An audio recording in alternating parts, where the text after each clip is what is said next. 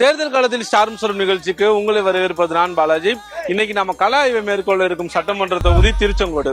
இந்த தொகுதி மக்களின் கோரிக்கைகள் என்ன? இந்த தொகுதியில் தமிழக வெற்றி கழகம் சார்பில் போட்டியிடக்கூடிய அருண்ராஜ் IAS அவர்களையும் சந்தித்து பல கேள்விகளை முன்வைக்க இருக்கின்றோம். வாங்க தொகுதிக்குள்ள போலாம்.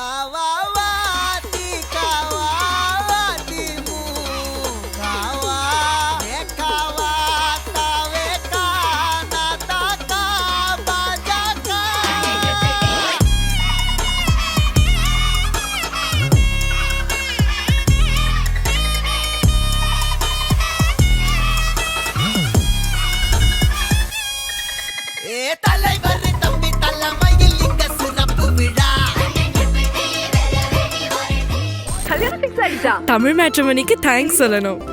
26 வருஷத்துக்கு முன்னாடி இதே தமிழ் மேட்ரிமோனி மூலமா தான் இவ அம்மாக்கும் கல்யாணம் பண்ணேன். கல்யாணம்னாலே தமிழ் மேட்ரிமோனி தான். சார் வணக்கம். வணக்கம். எப்படி இருக்கீங்க? நல்லா இருக்கேன் பாலாஜி, நீங்க எப்படி இருக்கீங்க? சூப்பரா இருக்கேன்.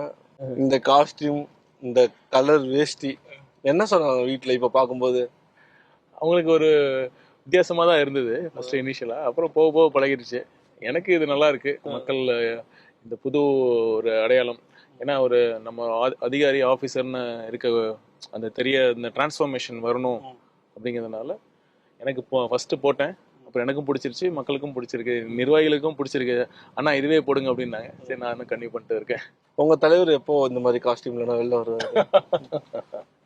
தலைவருக்கு அது ஒரு ட்ரேட்மார்க், தலைவர் போடுறது. அவரோட மக்கள் அதை பார்த்து தலைவர் விஜய்னா இப்படி இருப்பாருன்னு ஒரு பிராண்ட் வந்துட்டு இருக்கு. ஸோ அதனால தலைவர் அதில் கண்டினியூ பண்றாரு. வேட்பாளரா அனௌன்ஸ்மெண்ட் முன்னாடியே ஃபீல்டு நின்று வேலை பார்த்தீங்க.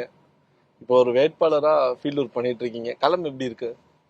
நீங்க சொன்ன மாதிரி தலைவர் இப்போ ஒரு 10 நாளைக்கு முன்னாடி அனைத்து தொகுதிகளிலும் வேட்பாளர் அறிவிச்சாரு. அதுக்கு முன்னாடி எனக்கு சார் நான் மாதிரி திருச்செங்கோடு போய் நான் பணியை ஆரம்பிக்கிறேன் அப்படின்னு சொன்னதுக்கு தலைவர் ரெடியா ஓகே சொன்னார். நீங்கள் போய் ஆரம்பிங்க அப்படின்னு சொன்னார். ஸோ அந்த விதத்தில் இப்போ கடந்த 3-4 மந்த்ஸாக நான் ஒர்க் பண்ணிட்டு இருக்கேன். களம் ரொம்ப நல்லா இருக்கு. மக்கள் ஒரே ஒரு காமன் சென்டிமெண்ட் என்னன்னா, த்ரூ அவுட் திருச்செங்கோட்டில் மட்டும் இல்லை, தமிழ்நாடு ஃபுல்லாக நான் பார்க்குறது என்னன்னா, ஒரு மாற்றம் வேணும் அப்படிங்கிறது தான் பொதுவான நான் பேசுகிற எல்லாருமே ஃபீல் பண்ணுறாங்க. யாராச்சும் வரமாட்டாங்களா அப்படின்னு ஏங்கிட்டு இருக்கிறப்ப தலைவர் ஒரு புது இயக்கம் ஆரம்பித்து மாற்றாக இருக்க முடியும். அதாவது மாற்று அரசியல் இல்லை, இந்த சரியான அரசியலை இவங்க பண்ணுறது இல்லாமல் இவங்க பண்ணுறது சரியில்லை அப்படிங்கிற சரியான அரசியலை செய்யக்கூடிய ஒரு புது சக்தியாக வர முடியுங்கிற நம்பிக்கையை நம்ம டிவிக்கே கொடுத்துருக்கு. இல்லை, இப்போ பெரும்பாலான மக்கள் ஒரு மாற்றம் வேணும்னு சொல்றாங்க. அப்படின்னா திமுகவிற்கு மாற்றா அதிமுகவை தான் எல்லாரும் சொல்றாங்க. எந்த இடத்துல டிவிக்கே வேணுங்கிறத மக்கள் நினைக்கிறாங்கன்னு நினைக்கிறீங்க? நீங்க எங்க இருக்காங்க, களம் எப்படி இருக்கு நீங்களே யோசிச்சு பாருங்க. இப்போ பாத்தீங்கன்னா நீங்க பெரும்பான்மையான மக்கள் இன்னொரும் ஃபீல் பண்றாங்க, 2 கட்சி ஒண்ணுதாங்கிறத ஃபீல் பண்றாங்க. அப்படியா? ஆமா, அதுதான் ஒரு சாதாரண ஒரு பாமர மக்களுக்கு திமுகனாலும் சரி, நீங்க சொன்ன கட்சி அதிமுகனாலும் சரி, அவங்களோட வாழ்வியல் இருக்குல்ல, பெருசா எந்த வித டிஃபரன்ஸ் இல்லை, முன்னேறவும் இல்லை. அவங்கள பொறுத்த வரைக்கும் யார் ஆட்சி வந்தாலும் நாம இப்படிதான் இருக்க போறோம் அப்படிங்கிற ஒரு எண்ணம் தான் இருந்துட்டு இருந்தது. முறையா ஒரு தேர்தல்ல இதுக்கு என்ன ஒரு பெரிய சான்று என்னன்னா, இது வரைக்கும் நடந்த தேர்தல்லாம் யார் வர வேண்டாம், சரி இந்த கட்சி வேண்டாம், சரி இந்த கட்சிக்கு போடுவோன்னு தான் இருந்தாங்க. யார் வரக்கூடாதுங்கிறது தான் தேர்தலாக இருந்தது. ஆனால் முறையா யார் வரணுங்கிற தேர்தலாக அது அமைஞ்சிருக்கு. ஸோ இதுலேருந்தே உங்களுக்கு தெரியும் யார் மாற்றுங்கிறது. ஓகே, மக்களுக்கு ஒன்றுனா நான் கண் கலங்கிடுவேன், மக்களை பாதுகாக்க தான் நான் வரேன்னு சொல்றது. இது வரைக்கும் எத்தனை விஷயத்துல விஜய் மக்களுக்காக கண் கலங்கியிருக்கிறாருங்கன்னா பலரும் கேள்வி கேட்குறாங்க. இவங்களுக்கு ஒரு பதிலாக நீங்கள் என்ன சொல்லுவீங்க? இந்த 2 கட்சிக்கும் மாற்றா ஒருத்தர் அரசியல் இயக்கம் கண்டு இவங்களை ஜெயிக்க முடியும் அப்படின்னு எந்தவித அரசியல் பின்புலமும் இல்லாமல் வந்ததே ஒரு பெரிய துணிச்சலான முடிவு. இன்னைக்கு நாங்கள் மக்கள் இவ்வளோ தூரம் தலைவர் பின்னாடி நிற்கிறாங்கன்னா அது காரணம் அந்த துணிச்சல் தான். யாராச்சும் வர மாட்டாங்களா அப்படின்னு ஏங்கிட்டு இருக்கிறப்ப யாருமே வரல. அப்படிங்கிறதுனால இப்போ தலைவருக்கு இருக்கிற சப்போர்ட் இருக்குல்ல, அது ரசிகர்கள் மட்டும் இல்லை, அனைத்து தரப்பட்ட மக்களும் இருக்கிறதுக்கு காரணமே இந்த துணிச்சலான முடிவு தான். அது மட்டும் இல்லாமல் நீங்கள் யோசிச்சு பாருங்க, இன்னைக்கு மக்கள் பிரச்சனை என்ன? பிரதானமான மக்கள் பிரச்சனை ஊழல். ஒரு விஷயம் எல்லா மக்களும் அஃபெக்ட் பண்ணதுன்னா அது ஊழல். அதை பற்றி தலைவர் பேசிட்டு இருக்காரு. அப்புறம் குடும்ப அரசியல், வாரிசு அரசியல் பேசிட்டு இருந்துச்சு. ஜனநாயகத்தின் ஒரு அடித்தளத்தையே அது ரெண்டும் அசைச்சு பார்க்குற மாதிரி தானே இவங்க பண்ணிட்டு இருக்காங்க. ரெண்டு மிகப்பெரிய விஷயத்தை பற்றி தலைவர் பேசிட்டு தான் இருக்காரு. அப்புறம் அடுத்த விஷயம் பார்த்தீங்கன்னா நம்ம ஒரு கம்யூனல் பாலிடிக்ஸ், அதுவும் பார்த்தீங்கன்னா தலைவர் எங்கள் ஆரம்பத்துல இருந்து முதல் மாநாட்டிலிருந்து இன்னைக்கு வரைக்கும் ரொம்ப ஸ்ட்ராங்காக மதசார்பற்ற சமூக நீதி கொள்கை, அதுதான் எவ்வளவு அழுத்தங்கள் வந்தாலும் அந்த கொள்கையில பின்வாங்காம இருக்காரு. இதோட என்ன வேணும்? தாவேகா அப்படின்னாலே ஃபீல்டில் களத்தில் அவங்களை எப்படி ரிசீவ் பண்ணுறாங்க? உண்மையா சொல்லணும்னா நான் மட்டும் இல்லை, மட்டும் சொல்லுங்க. அதுதான் உண்மை. அதாவது என்ன சொல்றேன்னா, நான் மட்டும் இல்லை, நான் என்னோட மற்ற கேண்டிடேட்ஸ் எல்லாத்தையும் கேட்குறப்ப அவங்க எல்லாம் விஜயோட பிரதிநிதியாக தான் பார்க்குறாங்க. அவங்கள பொறுத்த வரைக்கும் நான் திருச்செங்கோடு விஜய், அப்புறம் இன்னொரு கேண்டிடேட்னா அந்த தொகுதியோட விஜயாக தான் பார்க்குறாங்க. அவ்வளோ வரவேற்பு. இப்போ எல்லா வேட்பாளர்களுக்கும் கிடைத்த வரவேற்பு எப்படி இருக்குன்னா, அது விஜயே வந்த மாதிரி அவ்வளோ கொண்டாடுறாங்க மக்கள். இந்த தொகுதியில் ஒரு 3 பிரச்சனை இருக்கு, ரொம்ப நாளாவே ரொம்ப வருஷமாவே இதான் இருக்கு. நான் வந்தா இதை தான் சரி பண்ண போறேன், இந்த ஷோ மூலம் நான் ப்ராமிஸ் பண்றேன் பாலாஜி அப்படின்னு என்ன சொல்லுவீங்க? இதுக்கு முன்னாடி திருச்செங்கோடு ஸ்பெசிஃபிக்காக 3 விஷயம் சொல்கிறேன். அதுக்கு முன்னாடி ஒரு அடிப்படை, நான் வந்து இந்த 3 விஷயத்தை தான் சரி பண்ணணும்னு நினச்சி தான் நான் வந்தேன். ஆனால் தொகுதிக்குள்ளே போகிறப்ப இன்னும் அடிப்படை வசதிகளே பண்ணி கொடுக்காம நிறைய இடங்கள் இருக்குது. இன்னும் சொல்லப்போனால் 99% இடங்கள் அப்படிதான் இருக்கு. ஃபார் எக்ஸாம்பிள் இருங்க நான் சொல்றேன். எனக்கு இருங்க இல்லைன்னா எனக்கு இந்த ரொம்ப நாள் கேள்வியாவே இதுதான் மைண்ட்ல ஓடிட்டே இருக்கு. 5 வருஷமா 10 வருஷமா ஒரு எம்எல்ஏ இந்த விஷயத்த கூட அவர் பண்ணலைன்னா அவர் தொகுதியில இப்ப என்னதான் பண்ணிட்டு இருந்திருப்பாரு? இல்ல நீங்க இது என்னன்னா, இந்த தொகுதி மட்டும் பார்க்க கூடாது, இது ஒட்டுமொத்த தமிழ்நாட்டிலுமே அப்படிதான் இருக்கு. இப்ப பாருங்களேன், நான் ஒரு கழிவுநீர் பிரச்சனைக்கு ஒரு இடத்துக்கு போனேன். ஒரு போன மாசம் ஒரு திருச்செங்கோடு நகரத்துக்கு உட்பட்ட ஒரு பகுதிக்கு போயிருந்தப்ப அங்கே கழிவுநீர் ஃபுல்லாக தேங்கி இருந்தது. நான் உடனே நகராட்சி அலுவலர்களுக்கு ஃபோன் பண்ணி சரி செய்யுங்கன்னு சொன்னால், நகராட்சி நிர்வாகத்தோட ரெஸ்பான்ஸ் எப்படி இருந்தது தெரியுமா? உடனே என்னை எதிர்த்து தீர்மானமே போட்டாங்க. அருண்ராஜ் வந்து திருச்செங்கோடு நகராட்சி அலுவலர்களை, அவரை இன்னும் ஐஆர்எஸ் அதிகாரியாகவே இருக்காரு, ஃபோன் செய்து மிரட்டுறாங்க அப்படின்னாங்க. அப்புறம் பார்த்தா அது வந்து அந்த பிரச்சனை சாணார்பாளையத்தில் மட்டும் இல்லை, அந்த பகுதியில் மட்டும் இல்லை, திருச்செங்கோடு ஃபுல்லாக அதுதான் இருக்கு. நீங்க வேணா என் கூட வந்து பாருங்க, ஒரு இடத்துல கூட கழிவுநீர் வடிகால் சரியாவே இல்லை. இது அடிப்படை. அப்புறம் குடிநீர் வசதிகள் கேட்டு இன்னும் மக்கள் போராடிட்டு இருக்காங்க. ஒரு பகுதியில எங்களுக்கு யாரு இந்த போர் போட்டு தராங்களோ அவங்களுக்கு தான் ஓட்டுன்னு சொல்றாங்க. அது திருச்செங்கோடுல இருந்து 1 கிலோமீட்டர் கூட இல்லை. ஓகேங்களா? இந்த மாதிரி குடிநீர் விஷயம், மின்விளக்கு இல்லைன்னு கேட்டுட்டு மக்கள் போராடுறாங்க. சரி, இதெல்லாம் தாண்டி திருச்செங்கோடு, இது எல்லா தொகுதிக்கும் பொதுவா இருக்கு. திருச்செங்கோடுல மெயினா முக்கியமா 3 விஷயங்கள் என்னன்னா, இது விவசாயம் சார்ந்த பூமி. இங்க வந்து காவிரி பொன்னியார் திருமணி முத்தார் இணைப்பு திட்டம் போன தேர்தலில் அவங்க வாக்குறுதியா கொடுத்தாங்க. இதனால பல ஆயிரக்கணக்கான ஏக்கர்கள் வந்து பயன்பெறும், நிலத்தடி நீர் உயரும், இங்க இருக்கிற விவசாயம் வந்து இன்னும் செழிக்கும். இதை வந்து பண்ணாம இருக்காங்க. அது கண்டிப்பாக நான் ஏற்கனவே தலைவர்கிட்ட இதை பத்தி பேசியிருக்கேன். இது கண்டிப்பா முதல் திட்டமாக நாங்க செயல்படுத்தோம். அடுத்து பாத்தீங்கன்னா, சேலம் டு திருச்செங்கோடு, இங்க இந்த ரோடு நம்ம வந்தோம்ல, அதுதான் சேலம்ல இருந்து திருச்செங்கோடு வர வழி. அது பாத்தீங்கன்னா மெயின் ரோடா? ஆமா, மெயின் ரோடு. இது நீங்க எவ்வளவு குறுகலா இருக்கு, இந்த ஊருக்குள்ள வரப்பெல்லாம் எவ்வளவு டிராபிக் ஜாம் ஆகுது. அது 4 வழி சாலையாக நாங்க மாற்றுவோம் அப்படின்னு பழைய இன்னால் எம்எல்ஏ அவர்கள் ப்ராமிஸ் பண்ணியிருந்தார். அதுவும் சரி செய்யப்படல, அதுவும் பண்ணுவோம். அடுத்து தொழில், திருச்செங்கோடு ஒரு தொழில் நகரமாக மாற்றணும். இங்க பிரதான தொழில்கள் பார்த்தீங்கன்னா ரிக் சம்பந்தமான, லாரி சம்பந்தமான தொழில்கள் ஒரு பக்கம், இன்னொரு பக்கம் நெசவு சார்ந்த தொழில். இதுக்கு எல்லாமே பார்த்தீங்கன்னா இது அரசாங்கமோட சப்போர்ட்னால வரல, இது மக்களோட, இங்க இருக்கிற மக்களோட தன்முனைப்பால வந்தது. இதுக்கு இன்னும் வந்து ஒரு கவர்மெண்ட் சப்போர்ட் சிஸ்டம் பண்ணியிருந்தாங்கன்னா கண்டிப்பாக இது இன்னொரு கோயம்புத்தூராக மாறக்கூடிய அளவிற்கு ஒரு பொட்டன்ஷியல் இருக்கு. இதை தவிர இன்னொரு விஷயமும் ப்ராமிஸ் வாக்குறுதியாக கொடுக்கப்பட்டு சரி செய்யல. இப்ப திருச்செங்கோடு புகழ்பெற்ற ஸ்தலம் வந்து அர்த்தநாரீஸ்வரர் ஸ்தலம். அது பாத்தீங்கன்னா ஆணும் பெண்ணும் சரி நிகர் சமம் என்று ஆதி காலத்திலேயே சொன்ன ஒரு ஸ்தலம். அப்பேற்பட்ட ஒரு புகழ்பெற்ற ஸ்தலம் வந்து முறையாக ஒரு சுற்றுலா ஸ்தலமாக மாற்றப்படலை. சுற்றுலா வளர்ந்தால் அந்த பகுதியில் பார்த்தீங்கன்னா இன்னும் வேலைவாய்ப்பு அதிகமாகும், பொருளாதாரம் பெருகும். அதற்கு இதுல இன்னொரு விஷயம் என்னன்னா, அது மலைக்கு போறதுக்கு ஒரே பாதை தான் இருக்கு. அதுவும் ரொம்ப அட் அ டைம் ஒரு வண்டி தான் போக முடியும். இதனால என்ன ஆகுதுன்னா, இது ரொம்ப ஆச்சரியப்படுறது, ஆச்சரியமா வேதனையான்னு தெரியல, முகூர்த்த நாள்ல கூட்டம் நிறைய இருக்கும். அந்த டிராஃபிக் ஜாம் ஆகி அந்த முகூர்த்த நேரத்துக்குள்ள போக முடியாம தம்பதிகளே அஃபெக்ட் ஆயிருக்காங்க. ஸோ அதற்கான மாற்றுப்பாதையை இப்போ பண்ணுவோம். இதெல்லாம் இந்த ஊர் எம்எல்ஏ இருக்கிறாரு, இவ்வளவு விஷயம் தெரியுது, ஏன் இன்னும் எதுவுமே சரி பண்ணாம இருக்காங்க? மக்கள் ஏதாவது உங்களுக்கு ஃபீல் பண்றாங்களா? நீங்க அவங்கள பத்தி ஏதாவது கேள்வி எழுப்புறீங்களா? கண்டிப்பா கேட்கறதுல எல்லாருமே கேட்குறாங்க. என்னன்னா, இவர் ஒரு கூட்டணி கட்சி தலைவர், அவருக்கு அந்த அளவு தான் அவரால் திட்டங்களை கேட்டு பெற முடியும் எங்க சூழல் தான் இருக்கு. அதனால நான் என்ன சொல்ல வரேன்னா, முதலமைச்சர்கிட்ட நேரடியா திட்டங்களை வாங்கி தரக்கூடிய ஒரு பிரதிநிதி, ஒரு எம்எல்ஏ இருந்தால் தான் இதெல்லாம் பண்ண முடியும். அன்ஃபார்ச்சுனேட்டா அந்த அளவுக்கு இப்போ இருக்கிற எம்எல்ஏவால முடியல என்பது தான் யதார்த்தமான உண்மையா இருக்கு.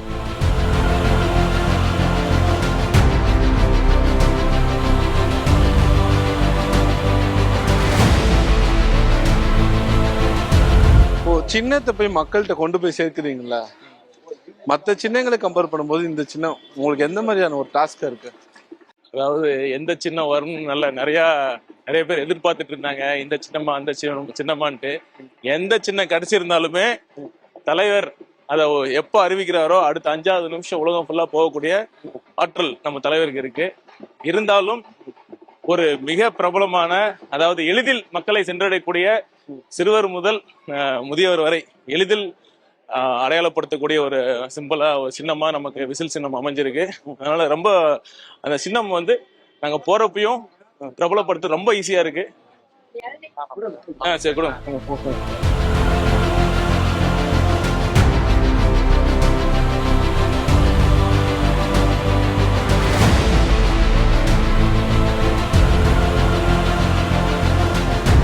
சில பல கோடிகளை கொடுத்து தமிழ்நாடு காங்கிரஸை பாக்கெட்ல போட்டுக்கிட்டாருன்னு ஸ்டாலின் சொல்றாங்க. உங்க தலைவர் விஜய், உண்மையான காங்கிரஸ் எங்க பக்கம் தான் இருக்குன்னு. எந்த காங்கிரஸ் உங்க பக்கம் இருக்கு, எந்த காங்கிரஸ் திமுக பக்கம் இருக்குன்னு ஒண்ணுமே புரியல. பாருங்க, உண்மையாலுமே ஒரு மத சார்பற்ற கொள்கையோட இருக்கிறது இன்னைக்கு டிவிக்கு மட்டும்தான் தமிழ்நாட்டில், வேற எந்த கட்சியும் கிடையாது. எல்லாருமே இப்போ பாத்தீங்கன்னா ஒரு கட்சி நேரடியா கூட்டணியில் இருக்கு, இன்னொரு கட்சி மறைமுகமா பிஜேபியோட கூட்டணியில் இருக்கு.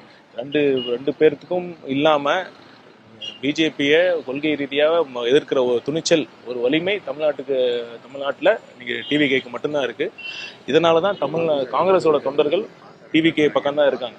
நீங்க பாருங்க, காங்கிரஸ்ல இருந்து எத்தனை பேர் டிவிகேல இணைஞ்சாங்கன்னு பாருங்க. எல்லாருமே களத்துல இருக்கிறவங்க, மக்கள் சப்போர்ட் இருக்கிற காங்கிரஸ் தலைவர்கள் டிவிகேவோட இணைஞ்சாங்க. தலைவரோட தலைமையில தான் பயணிகள் சொன்னாங்க. அதனால அதுல இருந்து தெரியுது, இல்ல கிளியரா தெரியுது. பெரும்பாலான விஜய் ரசிகர்கள் பலரும் திமுக தான் இருக்கிறதா சொல்றாங்க, உண்மையா? அப்படி கிடையாது. பெரும்பாலான திமுக கட்சிக்காரங்க இருக்காங்கல்ல, அவங்க எல்லாமே டிவிகேவோட ஆதரவாளராக தான் இருக்காங்க. அவங்க வீட்லயும் டிவிகே ஓட்டு இருக்கு. கொங்கு அப்படின்னாலே திமுகவும் அதிமுகவும் தான் மாறி மாறி வரும். இந்த இப்படியான ஒரு சூழலை ஒரு பெரிய டாஸ்கா உங்களுக்கு எதிர்கொள்ள போறது எப்படி நீங்க ஃபீல் பண்றீங்க? எதுக்குமே ஒரு ஆரம்பம் வேணும் தானே. எடுத்த உடனே இப்ப அதிமுக ஆரம்பத்துல இல்ல, அது மாதிரி இப்பதான் டிவிக்கு இப்பதான் ஆரம்பிச்சிருக்காங்க. இதுதான் முதல் தேர்தல். இனிமேல் பாருங்க, கொங்கு யாரோட கோட்டையா இருக்க போகுது. கொங்கு டிவிகேவோட கோட்டையா மாறப்போகுது. கொங்கு மட்டும் இல்ல, இன்னும் சொன்னோம்னா ஒட்டுமொத்த தமிழ்நாடுமே டிவிகேவோட கோட்டையா மாறப்போகுது. ஓகே. ஆனா இப்ப ஒரு சில வேட்பாளர்களை பார்க்கும்போது அவங்க ஒரு தொழிலாளர்களா இருக்கிறாங்க, ஆட்டோ ஓட்டுறாங்க, கொஞ்சம் அவங்களுடைய அந்த ஒன் டே லைஃப்க்கு அவங்க அவ்வளவு போராடக்கூடிய ஒரு சுச்சுவேஷன்ல வேட்பாளரா நீங்க ஃபீல்ட்ல இறக்கும்போது அவங்கள மக்கள் என்ன மாதிரியான ஒரு பாயிண்ட் ஆஃப் வியூல பார்ப்பாங்கன்னு நினைக்கிறீங்க? இதுதான் நீங்க பார்க்கணும். நீங்க தலைவர் கூட அதை பத்தி பேசியிருக்காரு. உங்கள ஒருத்தனை தான் வேட்பாளராக நிறுத்திருக்காரு. மக்கள்ல ஒருத்தனா, ஒரு சாமானிய மக்களை நீங்க சொன்ன குறிப்பிட்ட மாதிரி ஒரு நம்ம அன்றாடம் சந்திக்கிற மாதிரி அன்றாடம் பேசிக்கிற பழகிற மக்களை தான் வேட்பாளராக நிறுத்திருக்காரு. இங்கு இந்த வேட்பாளர்களுக்கு தலைவர் விஜய் அவர்கள் மூலமாக மக்கள் ஆதரவு இருக்கு, மக்கள் பலம் இருக்கு.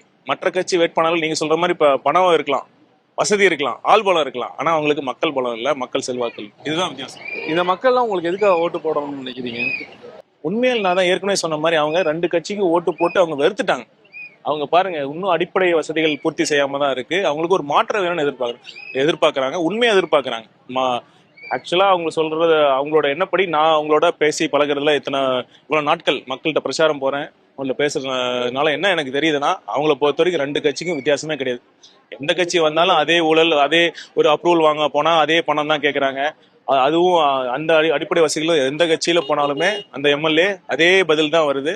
அவங்கள பொறுத்த வரைக்கும் உண்மையான மக்கள் சேவை செய்யற மனப்பான்மை, மக்களுக்கு நல்லது செய்யணுங்கிற எண்ணம் ஃபர்ஸ்ட் இந்த 2 கட்சிகளுமே இல்லை.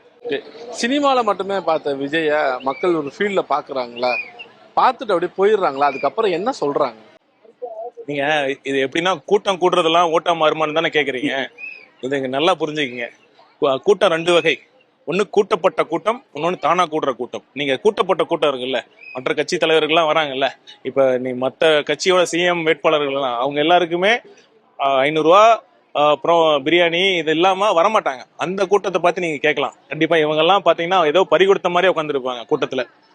அவங்க அந்த கூட்டம் தான் கண்டிப்பா ஓட்ட மாறாது. ஆனா நம்ம தலைவருக்கு கூடுற கூட்டம் யோசிச்சு பாருங்க. அவங்க சொந்த செலவுல 2 மணி நேரம் 3 மணி நேரம் அந்த வெயில்ல வெயிட் பண்ணி தலைவரை பாக்குறாங்கன்னா, அந்த அளவுக்கு ஒரு எஃபர்ட் எடுக்கிறாங்கன்னா அவங்க போய் ஓட்டு போட மாட்டாங்களா? கண்டிப்பா பாருங்க. இந்த கூட்டம் ஓட்டா மட்டும் மாறாது. இந்த கூட்டம் இருக்கிற ஒவ்வொருத்தரும் 100 பேர்த்த கன்வெர்ட் பண்ணி ஓட்டா போட வைப்பாங்க. நாங்க ஆட்சியிலும் அதிகாரத்திலும் பங்கு தரோம், நீங்க எங்க கூட வாங்க, நம்ம சேர்ந்து ஆட்சி பண்ணுவோம், இப்படி எல்லாம் சொல்லியுமே யாருமே வரலையா? யார் சொன்னா இப்படியாதான் பலரும் சொல்றாங்க, பல கட்சிகளும் யார் சொல்றாங்க. சொன்னா? விஜய் இவ்வளவு ஒரு ஆப்பர்ச்சுனிட்டி கொடுத்துமே யாரும் வரலையே, ரொம்ப தனிச்சு விடப்பட்டிருக்கு. இங்க பாருங்க, யார் சொன்னா? அதெல்லாம் தவறான புரிதல்.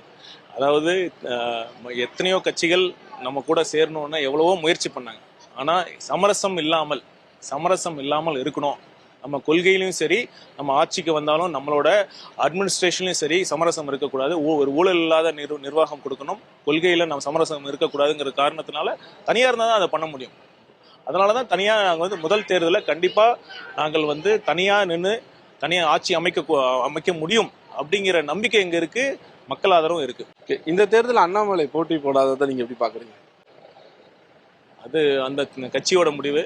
அதை பத்தி நான் கருத்து சொல்றதுக்கு எதுவும் இல்லை. கமலஹாசன் மக்களுக்கு நல்லது செய்வதற்காகவே கட்சி ஆரம்பிக்கப்பட்டு வந்திருந்தாரு. கடைசியில அவர் தேர்தலே நிக்கலன்னு சொல்லிட்டு போயிட்டாரு. எப்படி பாக்குறேன்? எப்படி பாக்குறதுன்னா, அதான் எக்ஸ்போஸ் ஆயிட்டாருங்க. அவங்க எல்லாம் அந்த கட்சி இருக்கானே தெரியல. உண்மையாலுமே அவரை நம்பின முதல் தேர்தலில் அவர் சந்திச்ச அவர் மீது நம்பிக்கை வச்ச மக்களுக்கு அவர் அநீதி இழைத்திருக்காருன்னு தான் சொல்லணும். கடைசி வரைக்கும் அவர் ஒரு மக்கள்கிட்ட அந்நியப்பட்டே இருக்காரோ அப்படிங்கிற அச்சம் தான் எழுது.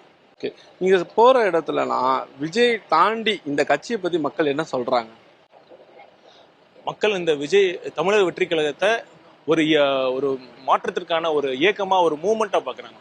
இது ஒரு அரசியல் கட்சிங்கிறத தாண்டி தன்னோட இத ஒரு மாற்று சக்தி, அதுக்கான ஒரு புதிய ஒரு சக்தி, அது மாதிரிதான் பாக்குறாங்க. ஓகே, என்னை சுத்தி நிறைய சூழ்ச்சி நடக்குது, எனக்கு ஏற்பட்டுள்ள அநீதிக்கு நீதி கேட்க தான் நான் உங்களை தேடி வரேன்னு சொல்றாரு.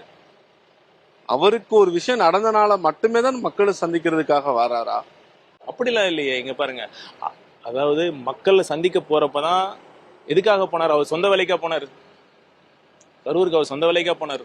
மக்களை சந்திக்கிறதுக்கான போனாரு? மக்கள் பிரச்சனையை பேச தானே போனாரு? இந்த தீய சக்தி திமுகவை எக்ஸ்போஸ் பண்ண தானே போனாரு? அப்ப எப்படி நீங்க பிரிச்சு பார்க்க முடியும்? மக்கள் கிட்ட அவங்களோட பிரச்சனையை நம்ம பேச போறப்ப நடந்த சூழ்ச்சி, அதை கண்டிப்பா நாங்க எக்ஸ்போஸ் பண்ணோம். செந்தில் பாலாஜி சொல்றாரு, கரூர் விவகாரத்தை என்கிட்ட எங்க கேக்குறீங்க, என் தொகுதி மக்கள் பாதிக்கப்பட்டான், அவரை பார்க்க நான் போனேன், போய் விஜய் கிட்ட போய் கேளுங்கன்னு. ஏங்க அவர் தொகுதி மாறினாரு? அவர் ஏன் தொகுதி மாறினாரு? தலைமை என்ன முடிவு எடுத்திருக்கோ அதை நான் தலைமை ஏன் அந்த முடிவு எடுத்துச்சு? இதற்கான பதில் அதுல இருக்கு. கொஞ்சம் புரியுற மாதிரி சொல்லுங்க. செந்தில் பாலாஜியோட தொகுதி மாற்றத்தை எப்படி பாக்குறீங்க? அதாவது ஏன் செந்தில் பாலாஜியை சிபிஐ சம்மன் பண்ணுச்சு, ஏன் செந்தில் பாலாஜி தொகுதி மாறினாரு, இது மக்களுக்கு புரியும். புரிய வேண்டியவங்களுக்கு புரியும், உங்களுக்கும் புரியும். ரொம்ப பிஸியான ஸ்கெடியூல எங்களுக்கான நிறைய விஷயங்கள் மிக்க நன்றி. நன்றி. மக்கள் யாரை தேர்வு செய்து சட்டமன்றத்துக்கு அனுப்ப போறாங்கன்னா அவங்க கிட்டே கேட்டு தெரிஞ்சுக்கிறேன். நீங்க கேளுங்க, நீங்களே கேட்டு சொல்லுங்க. Thank you so much. நன்றி.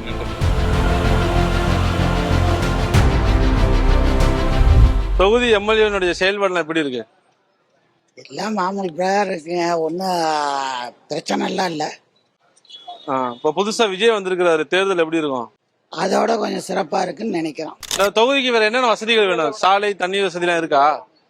இல்ல ரோடு வசதிலாம் இருக்கா? இல்ல நான் கட்சியில இது கட்சி கிடையாது. உங்க ஏரியா எப்படி இருக்கு? இல்ல வேண்டாம், நம்ம கட்சியே வேண்டாம். அவர் ஒரு வேலை செஞ்சுதான் இருக்கிறாரு. இதே நிறைய செஞ்சிருக்காரு. வைப் மலைக்கு கோயிலுக்கு இது போட்டிருக்காரு. இப்ப விஜய் வந்திருக்கிறாரு, இந்த தேர்தல் எப்படி இருக்கும்? தேர்தல் மக்களை பார்த்து போடுறதுதான். நீங்க எங்க பக்கம் திச்சு வரணும். ஆசிட்டுல சரியான பெரிய கவனிப்பே இல்ல, அது பாக்கணும். எல்லாம் வசதியும் வந்ததுன்னா யார் வந்தாலும் சரி, நல்லது வந்தா ஓட்டு போடுறோம். நான் இப்பதான் சார் குடி வந்தேன் இந்த ஏரியாவுக்கு. பரவாயில்ல சார். இப்ப புதுசா விஜய் வந்திருக்கிறாரு, தேர்தல் எப்படி இருக்கும்? இல்ல அவர் வரட்டுங்க, விஜய் வரட்டும். அவர் பிஜேபியினுடைய சப்போர்ட் ஆள் தான். எப்படி சொல்றீங்க? இதெல்லாம் விளக்கமா சொல்ல வேண்டிய அவசியம் இல்லை, உங்களுக்கே தெரியும். நான் சொல்லணுமா? உங்களுக்கு தெரியாதா? எனக்கு தெரியல. சரி, ரைட், ஓகே. எமர்ஜென்சினா ஆர்டிஎம்டி தான் போக வேண்டியதா இருக்கு. நான் நைட் டைம் தான் ஹாஸ்பிட்டல். நீங்க எம்எல்ஏ அடிக்கடி வருவாரா? வருவாரு. உங்க கோரிக்கை என்ன சொல்லுவீங்க? பேசுங்க. சொல்லுங்க. எம்எல்ஏ செயல்பாடு எப்படி இருந்துச்சு இந்த 5 வருஷத்துல? 5 வருஷம் கழிச்சு வந்திருக்காரு, அவ்வளவுதான். விஜய் புதுசா கட்சிக்கு அரசியலுக்கு வந்திருக்கிறாரு, எப்படி வின் பண்ணிடுவாரா? புதுசா ஒவ்வொருத்தரும் வரதான் செய்வாங்க. விஜயகாந்த் கூட தான் வந்தாரு. எல்லாம் அப்படி எல்லாரும் வர்றவங்க வரட்டும். ஓகே, இந்த தொகுதியில வேற என்ன வசதிகள் வேணும்? இந்த தொகுதியிலயா எல்லா வசதியும் செஞ்சு கொடுத்துருக்காங்க. சிறப்பா இருந்தது. வேற என்னென்ன வசதி தேவைப்படுது? சேவையை முழுசா பூர்த்தி பண்ணிருக்காரு. எல்லா வசதியும் செஞ்சு கொடுத்தாரா? வேற என்ன வேணும் இந்த ஊருக்கு? இந்த ஊருக்கு என்ன வேணும்? எல்லாம் நல்லாவே இருக்கு, ஒன்றும் பிரச்சனை. நல்லா சிறப்பா இருக்கு. ஓகே, வேற என்னென்ன ஃபெசிலிட்டி இருந்தா இந்த ஊர் சூப்பரா இருக்கும்? அது எனக்கு தெரியல. திருச்செங்கோடு சட்டமன்ற தொகுதியில் தான் நம்ம கலாய்வை மேற்கொண்டோம். ஒரு புறம் இந்த தொகுதி மக்களின் கருத்தையும், மறுபுறம் தமிழக வெற்றி கழகம் சார்பில் போட்டியுள்ள அருண்ராஜ் ஐஆர்எஸ் சந்திச்சு நிறைய கேள்விகளை கேட்டோம். எது எப்படி இருந்தாலும் இந்த தொகுதி மக்கள் யாரை தேர்வு செய்து சட்டமன்றத்திற்கு அனுப்ப போகின்றார்கள் என்பதை நாம் பொறுத்து தான் பார்க்க வேண்டும். நாளைக்கு வேற ஒரு சட்டமன்ற தொகுதியில் உங்களை மீட் பண்றேன்.